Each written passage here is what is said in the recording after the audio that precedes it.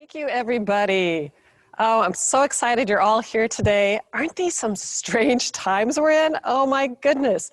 It's like one of these situations that is impacting like practically everybody in the world, but obviously in different ways, right? Some of us might be really stressed and worried about finances, our health, our family, maybe our jobs, and other people are really worried and stressed about being isolated and not being able to see other people, where other people wish they could have a little isolation, right? They're working from home, maybe their kids are home. So it's all different right now for everybody. But at the same time, it can feel like that stress is closing in on us, right? It's like we're trapped in a box. So today I want to talk about ways we can push back on the stress and find more happiness. And one of the things I would like you to do, I'm going to be a little bit of a pain, is I would really like you to participate in the live polls we're going to have in today's presentation. And in order to do that, I'm going to just show you real quick how this works. So you can either do this through your phone, your smartphone, or you can open another browser on your computer. So for example, let's say you're in Chrome, you're going to open another browser. You would type thepollev.com/Tina Hallis 636 in your URL window, and then you'll get a welcome. If you are on your phone, what you will do is you will actually text to the number 22333. You will text Tina Hallis 636 to that number. So right now, take a moment. We're going to do a few of these. I'd really appreciate, I know it's kind of a bit of a pain, but again, pull out that phone, do that text, because then you will get another window and you will be able to see the live results as they come in. So the first thing I really want to ask everybody is let's just check in. How have you felt this past week? If you could use one word to describe how you felt, whether you're on the browser, whether you're on your phone texting in, I would love to hear just this past week, right? Any variety of feelings, emotions. What has it felt like this past week? Oh, here we have one: frustrated. Contentment, well, two extremes, right? Some frustration, some contentment. Exhausted. Oh, yeah, I can definitely relate to that one. What else? Stressful week. Here we have anxiety coming in. What else? We have confined. Oh my goodness, isn't that true? Especially for some people. Angry, exhausted, overwhelmed, stressful. What else we have coming in here? Happy. Look at, so there's this whole variety, even though, right, there's still a lot of stressful. Stressful is getting bigger. Tired is getting bigger. Thank you so much for participating in this, because I think one of the things that I'm always interested is seeing the variety, right? Right now, exhausted, tired, stressful is getting bigger, but we have irritated in there. But we also have energized, well-adjusted, happy, satisfied even, motivated. These are some strange times, and I've heard this saying, I really like it, that even though we are all in the same boat, we are, or I should say in the same storm, we are in different boats. And maybe last week it was a different boat for you than this week. Maybe next week will be different. Ooh, overwhelmed is really growing here. Tired, anxiety, exhausted, confined. But again, noticing the hopeful, the zen, enjoying fall. All right, thank you so much. We're going to do more of these, so please keep that browser open, keep that text open, and we're going to talk more of what we can do. One of the things I've really learned that's helped me so much through positive psychology is a little bit of how our brains work, especially when it comes to uncertainty, when it feels like we've lost control and we can't see or control the future. Our brains absolutely hate this.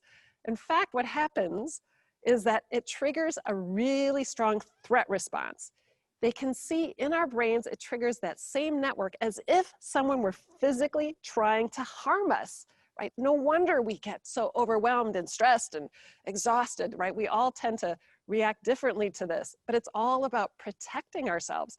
And as part of that protection, here's what's crazy. Oh my goodness, we anticipate the worst possible outcome, right? If your favorite candidate does not win the election, the world is going to end.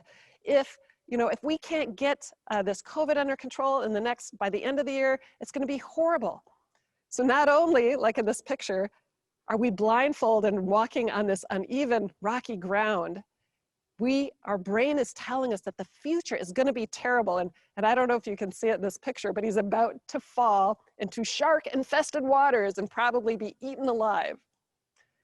So just becoming aware that this is normal, this is how our brains work, I find this so helpful, because then you can say, thank you, survival instinct, right? Thank you, brain. I do not have to stay here. I am not going to get stuck and spend my time with this kind of terrible anticipation of a future. And the thing I would really like you to remember today is it's not only you that's going through this, right? It's your colleagues, your family, your community, all these other people. And it's showing up in different ways for them than it probably is for you. So really thinking of how can you manage your own stress and also be more patient and tolerant and understanding of other people's stress and how it's showing up for them, right? Maybe they're like, oh, you're thinking this person is so annoying. Or you might be thinking, oh, why are they being so difficult? And to just remember again, that survival instinct is so strong, takes no time, no energy. So to help sort of illustrate how important it is to make our thoughts work for us instead of against us, to tune in and notice those survival instincts, I'd like to invite you to join me in this thought experiment. I'd like to invite you to think of something right now that is stressing you out, that's exhausting you, that's overwhelming you, and try to narrow it down to one thing, one person, one situation. And I'll give you a second to narrow it down and just choose one for this experiment. Because what I'd like you to do next is imagine that it's tomorrow morning. Here you are lying in bed, the alarm goes off, you open your eyes, and the first thought that enters your head is this frustration, this negative, just irritation, stressful thing. And as you get up and you're getting ready, brushing your teeth, this negative thought is going through your mind over and over. All day, every spare moment. What would that day be like? I've had people go, oh, that would be horrible. I've had other people go, that is my day. Okay, I don't want to leave you there. Second part of the experiment. Now think of something that you appreciate, something that even despite all this chaos and uncertainty, something in your life, in your world that's good, something you're grateful for. It could be a person that lifts you up, makes you feel better. It could be that challenge, that project that's just the right amount of challenge that helps you use your skills and strengths. Could be a resource. Now again, imagine it's tomorrow morning. There you are, waking up, and as your eyes open, here it is. This first thought is what you appreciate. And as you get up and you're getting ready for your day, through your mind, you just keep dwelling on and replaying this positive thought, thinking of this person or this situation that you enjoy. All day, top of your mind. How would this day be different, right? Same stuff happens, but how just having a different focus, different thinking would impact how you feel, how you experience your day. Also maybe what you say, yeah, how you influence the people around you, and what you do. I love this saying here. To me, this is so powerful, and when I can remember this, it makes such a difference that we have to remind ourselves that we don't experience the world around us. We experience our thoughts, and we think that's the world. We think it's reality. I mean, I always thought, right, that I could see the world clearly, that I could see things as they truly were. And what I've learned, right, from positive psychology is that our thoughts get in the way.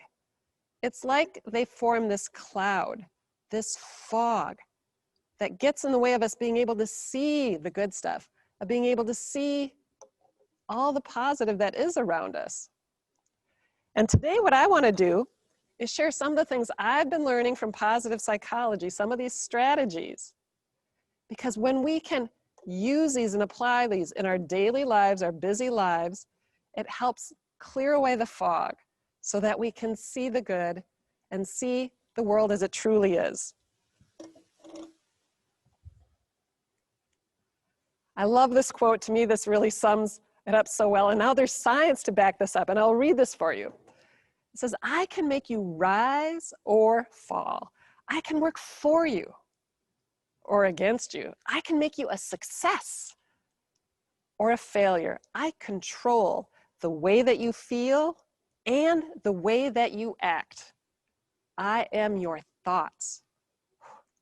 So if our thoughts are so powerful, maybe we need to pay a little more attention to them. All right, next poll, next live poll, go back to your web browser, to your text. I would just like to ask you, if you could be 10% more positive, even just a little bit, what would be some of the benefits? What would change if you could be even just a little bit more positive, going through your day, interacting with other people? What do you think some of the benefits would be? And this coming in here kind of small, I apologize, I'll read it too. Healthier feeling, relationships, less stressed, a happier life, reduced feelings of despair, better quality of life. Oh yeah, decreased stress, better balance, contentment. Oh, you guys are good. Yeah, enjoying the present. There's science behind everything you're saying, so you already know this. You would be happier, more relaxed. Yeah, there's so much data that's saying you are absolutely right. All this is true. Make your life happier, your interactions with others better, better mood, more joyful. Wouldn't we all like a little bit more of that? Being more joyful, more productive, more relaxed, a little kinder. I like that. That's a great one. Happier kids. Oh my goodness. Yes. And now more than ever, we can be that catalyst to help spread these feelings, right? More focus. So important. Feel emotionally lighter. Yeah. More energy. Okay. You guys are nailing all of them. Excellent. Inner peace. So let's keep going here. And everything you just said, I love how Professor Barbara Fredrickson, in her quote here, she really ties this up so well. She says, positive emotions carry the capacity to transform individuals for the better, making them healthier, more socially integrated, right? Better relationships, more knowledgeable, more effective, and resilient. So there's a huge payoff. Not only is it nicer, right, to feel better, but there's all these other benefits. One other benefit, as we've sort of touched on, is this ripple effect, right? When we can be that catalyst, we're impacting the people around us, our community, our families, our coworkers, and they've shown that it's not just you and I having an interaction. There's actually 3 levels of extension, that if we have a positive interaction and then we go off, the next people we interact with, we have another ripple effect, and then another one, so up to 3 levels. And you've probably noticed this also happens whether it's a negative interaction that then spreads, right, and we're commiserating, or it's positive. So let's take charge and help be that positive catalyst. And of course, it's not about pretending, it's not about acting more positive, happier. That's exhausting, it's hard to sustain, and people see through it. So the point here is, how can we learn to be more positive and then let it show? So that's why I've developed what I call the path for positivity. In the past, gosh, let's see, it's been almost 9 years since I first started learning about positive psychology. I wanted to find a way to help make this easier to use, kind of take the science, translate it into a formula that we could all apply in our busy lives. So we're going to dive into this more, but to just touch on it real quickly. The first step, understanding why it is hard. For some of us, it's harder than others, but it can be very difficult to be positive, to be in a good mood. Second step is realizing that we can change, no matter our age, no matter our situation. Third step, noticing those thoughts. Again, if these thoughts are so powerful and are in so much control of our lives, maybe we need to pay a little bit more attention to them. Step 4 is practicing some simple tools we can use in our everyday lives that make it easier to choose our thoughts, easier to be positive. And the last step, step 5, is remembering that we even have this choice, right? We're busy, there's so much distraction. How can we remember? All right, so let's dive in to step 1, understanding why it's hard. Well, we've already talked about that threat response, right? How much it hates uncertainty. It doesn't like feelings of not being in control. Yeah, well, it turns out there's more even to it than that. We have this super strong negative bias. Again, that survival instinct says that we better be paying attention to any problem, any potential challenge, because it might require action to keep us safe. We might have to, avoid that crazy driver. Just think, how often do you notice all the good drivers, right? There's a good driver, there's a good driver. No, that survival instinct says those good drivers are boring. Who cares about them? You can ignore the good drivers, but you better pay attention to that bad driver who might be swerving, right, or crossing over the line, so you can take action to keep yourself safe. So it's kind of crazy how that survival instinct part of our brain that's super fast, takes no effort, no energy, no time, is all about focusing on the bad stuff, the problems, the things that are unfair. And I love this quote here by Rick Hansen. He's a thought leader in positive psychology. This has gone viral in this area, and it says, our brains are like Teflon for the good, right? Slides right off. And they're like Velcro for the bad. It sticks, we dwell on it, we ruminate on it. And this is normal. This is how we are wired. But we can do something so we don't get stuck, so we can have a better balance. And let's move on to step 2, realizing we can change, we can shift, we can have more positivity. And there's a term that I learned in this process as I was going through the positive psychology courses and certification. And this term is called neuroplasticity. It's this idea that our brains, they're constantly changing as they take in more information, as they have different experiences. And they used to say, well, once you're an adult, your brain is done changing. You're stuck the way you think, who you are. You can't do anything about it. And now with new technology like functional MRI, they can see that at any age, our brains are changing. New networks are forming, new neural connections are going away. But here's what's so powerful, is that it's not just what happens to us that impacts these changes, it's also how we think. So there's a term called self-directed neuroplasticity, this idea that we have more power over our brains and our habits of how we think. In fact, it's like using our minds and how we think to physically change our brains. To me, that was so exciting. I'm like, I have to spread the word. Let's get it out there. So that then leads into step 3, right? This whole idea of noticing our thoughts. Step 3. We have to pause. We have to say, let me pause in this moment so that I can take a step back. What if the worst happens? There's so much to worry about. And when I can notice, let me think about this. What if the worst happens? If I can become the observer, notice what I'm thinking, that is super powerful when we can start tuning in, right? For some of you, this might sound familiar, like, that's kind of like what emotional intelligence is, or mindfulness, becoming aware, self-aware. So this neuroplasticity, noticing our thoughts, brings us to step 4. How do we make this easier? This is the most fun part. This is the part that really has the impact in our lives and the outcome. And that is practicing tools to change, to make it easier to notice our thoughts, to make it easier to notice the good stuff, to get unstuck from that survival instinct, running our lives, controlling how we think, stressing us out, anticipating the worst. So here we are again. Remember we talked about the pause and notice? Well, when you can notice your thoughts, then you are empowered to choose. Is this thought helpful? Or am I wasting my time, wasting my energy on this? Do I need to shift? Do I need to choose a different thought? What can I learn from this? How can I become stronger, more resilient? How can I understand other people better from whatever situation is going on, whatever I'm thinking about?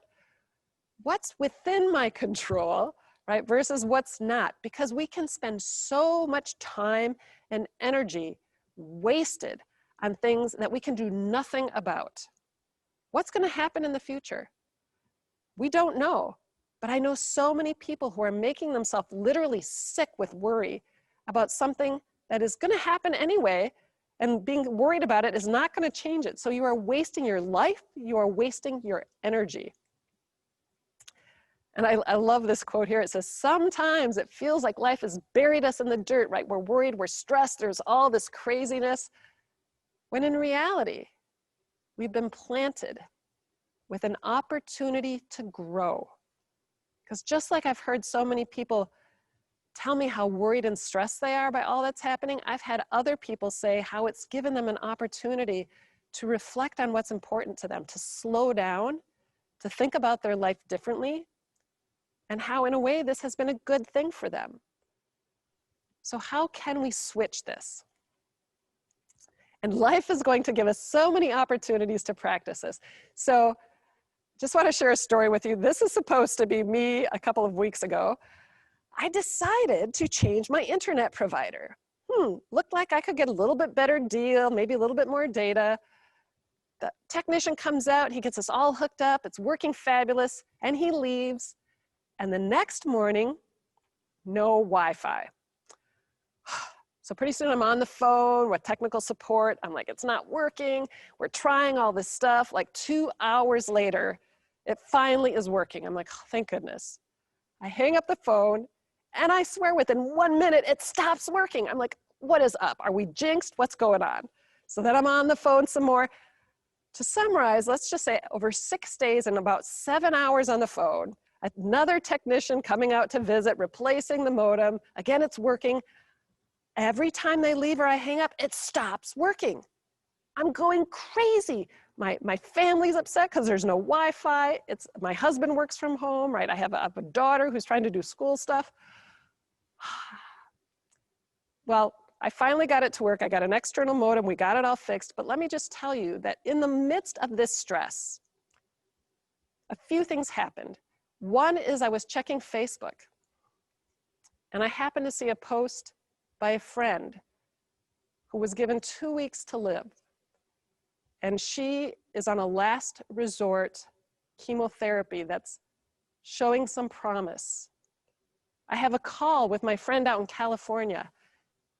She's talking about the wildfires and how she can't go outside and all of her neighbors are being evacuated, and she's just counting down the minutes. She's all packed up because she knows she's going to be evacuated again, just like she was last year. I think of a family member who just a couple months ago got sudden onset dementia and is now, again, given a limited window. And I think, wow, you know what, this internet stuff, it's an inconvenience. It is not a problem. There are problems out there that I don't have, and I should be grateful for my inconveniences. And suddenly when we put things into perspective, it's like those little things that we're stressing about, they're little. So just learning to pause, notice, choose, it can make such a difference. But I will be honest, right, there's still times I get stuck in a downward spiral. Even just a couple days ago, it was kind of gray out. I'm like, oh, I'm just so unmotivated. I feel like I'm in a funk. And when we get stuck in that kind of downward spiral where it's just so hard to choose and make that shift in our thinking, here's one of my favorite approaches. And that is to find a way to distract ourselves, like to break out of that thinking with something that works for you. And now we're all different. So my favorite thing to do, like going to yoga or getting outside, might not be your favorite thing. So I want to come back to those live polls and just get some input from all of you and find out what are some ways that you already know work for distracting yourselves. Oh, I love this. We're already getting some good input here. So limit incoming news. Oh my goodness, so important. Meditating, reading, exercise, nature, crafts, swim, ride my bike, oh, go for walks, walk, read, movies, outdoors, woods, music. Oh, you guys are awesome. Cooking. Hey, you can come to my house and cook anytime. Baking. But I'll get off Facebook, get off social media, play with my dog, watch something funny. Oh, you know, and again, just knowing what works for us is so powerful. We've got nature coming in again, yoga. Deep breaths, oh, makes a huge difference. Walking, friends, going for a walk with a friend, sometimes just talking to a friend, and connecting with a friend, calling a friend, other people, right? They can really help us. You guys, yeah, you know what works. These are exactly what we need to have at our fingertips when we're stuck in that downward spiral. And sometimes I tell people, just a little note by your phone or your computer. Oh, I like this. Annoy my husband. Yes. All right, so let's keep going. Great, great ones. I love this. Here's a strategy that I learned that I found works so true, and it's called the ABCD strategy. As you can see here, A is for action. As an example, I'm going to say, let's say you're driving down the road and somebody cuts you off. You have to hit your brakes, you know, they pull in front of you. B is your belief about that action. Must be like, that guy's a jerk, he doesn't know how to drive. C is the consequences. How does that belief make you feel? I'm upset, I'm uptight, I want to chase him down and tell him he's a jerk. D is the key in this activity.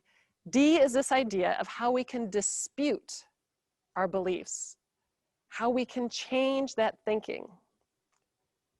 So I saw this story online, but this is such a good example. So this woman's at the airport, and she's waiting at her gate, waiting for them to start loading her zone. She's hungry, so she goes and gets one of those bag of cookies out of the vending machine. She's sitting in one of the chairs, and there's a table between her and the next person. She's got a bunch of stuff. She's got her purse, her computer, her cookies. And so pretty soon she opens up her cookies. She reaches over, she puts them, she's got her laptop on her lap, so she just puts it on that little table. She reaches over and she eats a couple of the cookies. To her astonishment, the gentleman on the other side of the table looks at her, smiles, and takes one of her cookies.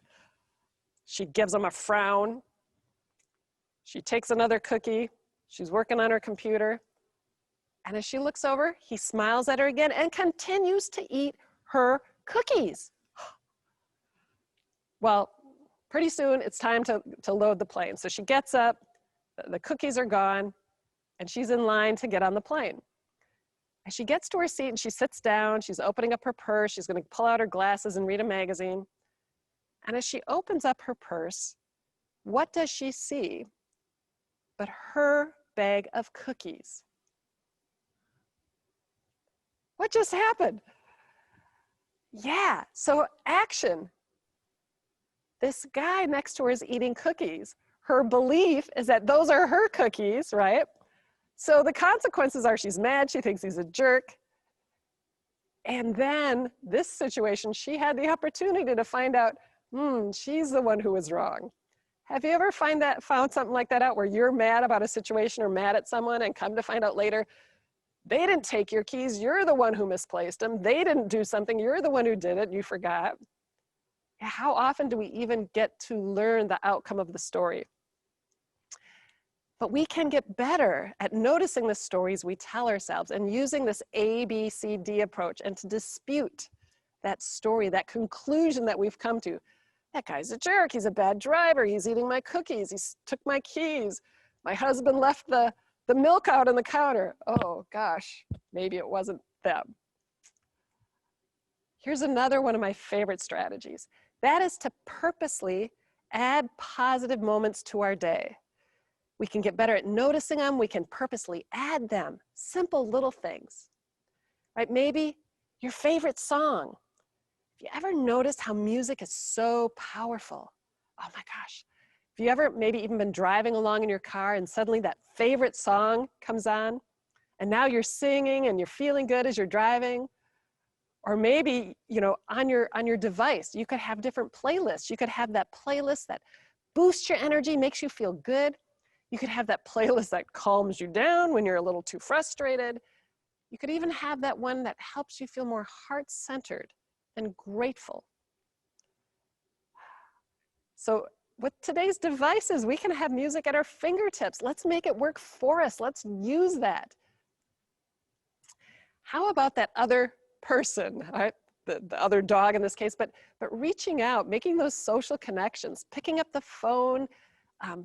I remember for myself when I was really diving into this positive psychology, like, you know, oh my gosh, 10 years ago, the thing that freaked me out the most was that there was this common theme over and over of how important our social connections were, how the power of having those relationships and those friends and nurturing them was important for our physical health, our mental health, how they were even showing it was helping people live longer. I'm like, oh no, I'm an introvert.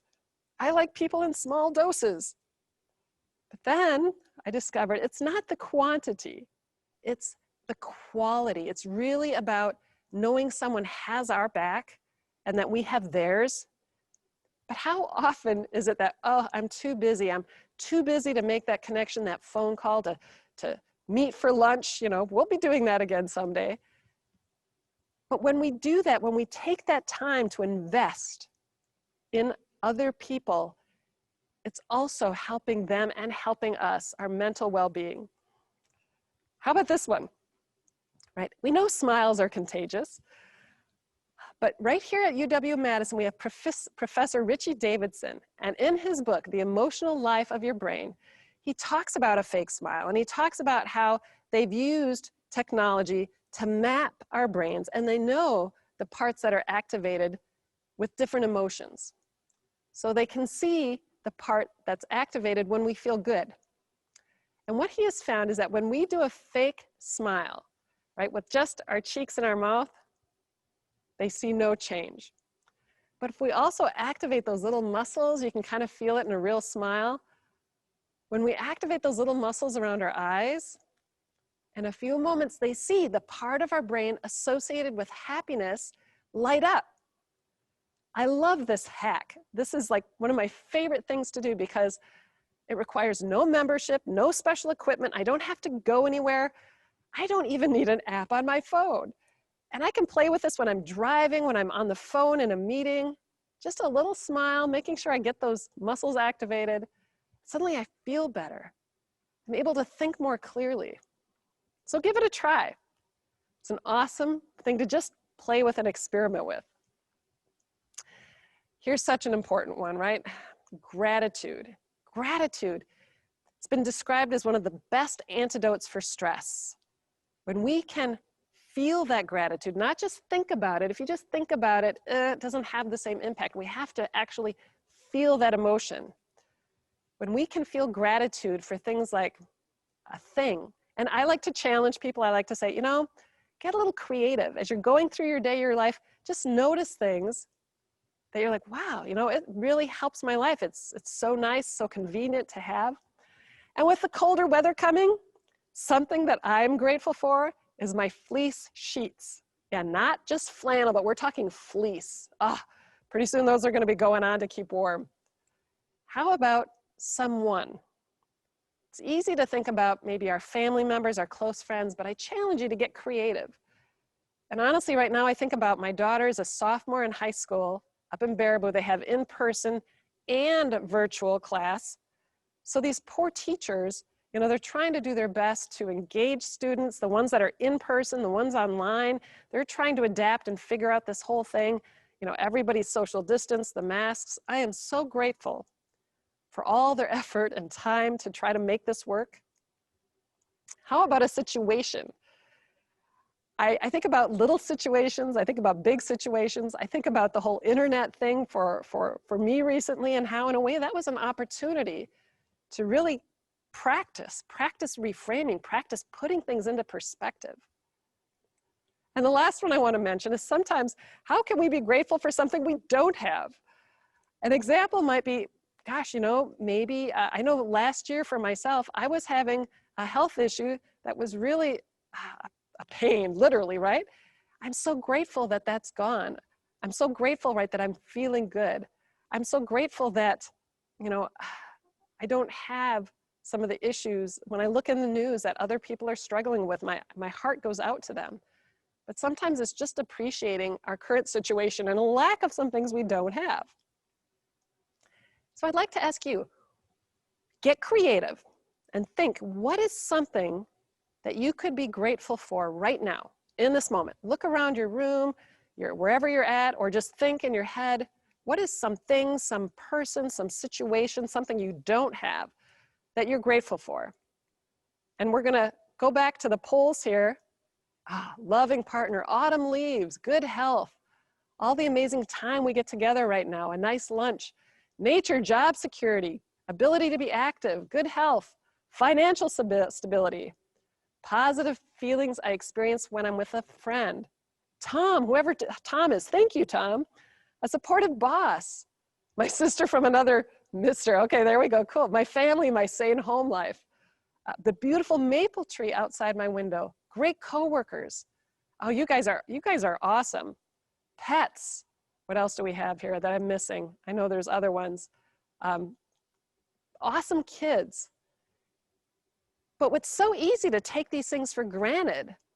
And then when we can purposely, intentionally, right, those boring good things that we take for granted, that survival instinct says you can ignore it, you're safe, you don't need to take action. When we can purposely feel that gratitude, it is so powerful.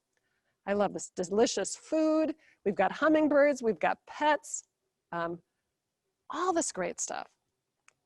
And it just takes a moment, right? Less than a minute to just pause, look around, take a moment to think, and really feel that gratitude. So, thank you so much for sharing. These are great, love that.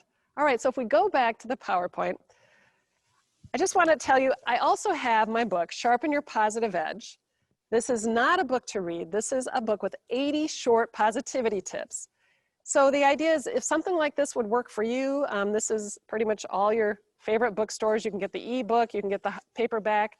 In the paperback, there's actually a spot to write how you can use that tip. Like you might just arbitrarily pick it open, and here's tip 61.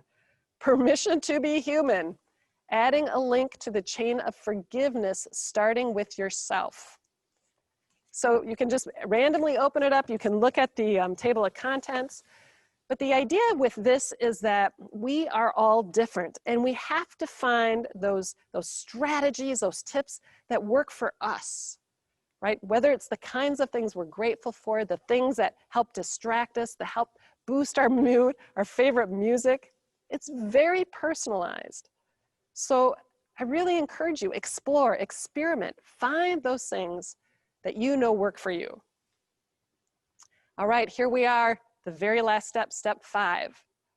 Remembering to choose. Remembering to choose gratitude. Remembering to choose to pause, notice, choose. Remembering that we have this power to override that survival instinct. So here's just some tips and tricks that I found have helped me, some reminders to check in, to help us stay positive. One of them is, what about your password, right? Every time you type it into your device, what if it's the first letter of every word in your favorite song? And now you have this great song going through your head. Maybe it's the first letter of every word in a favorite memory, vacation, favorite movie. What if it's related to a strategy you're really trying to focus on? Like maybe gratitude, like this one could be, I am grateful for my family. And a number and a symbol if you need it. How about pictures and quotes on our devices, on our refrigerator, on our bathroom mirror? Something that just reminds us of a good feeling, a good time, a good memory. I think it was my first year when I first started speaking on this, a gentleman in the audience came up to me and asked if he could share his favorite quote with me. It is by the author Colette. What a wonderful life I've had. I just wish I'd realized it sooner. How about a bracelet, a ring, a stone, a coin, something on our person that every time we notice it or touch it, it's that little trigger to check in. What have I been thinking about? Have I been ruminating on something that's outside my control? Have I been just getting sucked into my survival instinct and really getting upset about something? Maybe I need to choose a different thought. Here's another suggestion. Maybe you want to sign up for weekly positivity tips. I do these short, they're like a 3 to 4 minute read every Sunday night.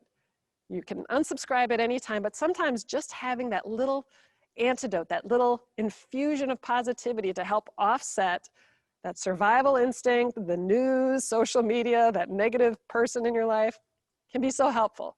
So you can actually, if you want, you can subscribe right here, thepositiveedge.net/blog.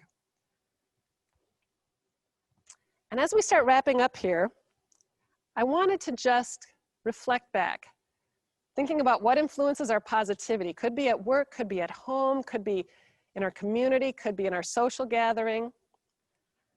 Because on the one side, right, we have the people we interact with, the people that we work with, the people we live with.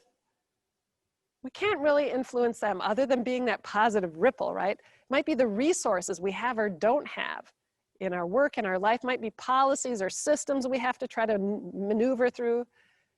And on the other side is our perspective that we bring.